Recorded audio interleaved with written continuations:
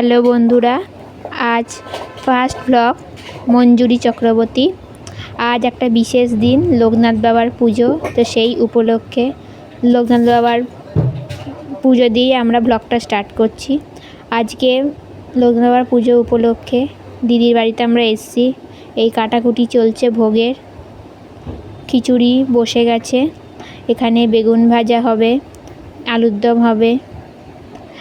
এখানে আলুর দম প্রায় হয়েই এসছে ভোগের জন্য, খিচুড়িটাও প্রায় হয়ে এসছে, এবারে বেগুনিটা হওয়া বাকি আছে। এখানে মাইমা পুজো আরম্ভ করে দিয়েছে, পুজো করছে। পুজো অনেকটা শেষ হয়ে এসছে, এবারে ঠাকুরকে ভোগ নিবেদন করা হবে।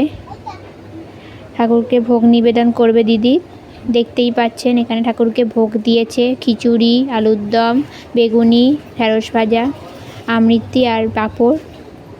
তো লাইক, কমেন্ট, সাবস্ক্রাইব করে দেবেন। টাটা।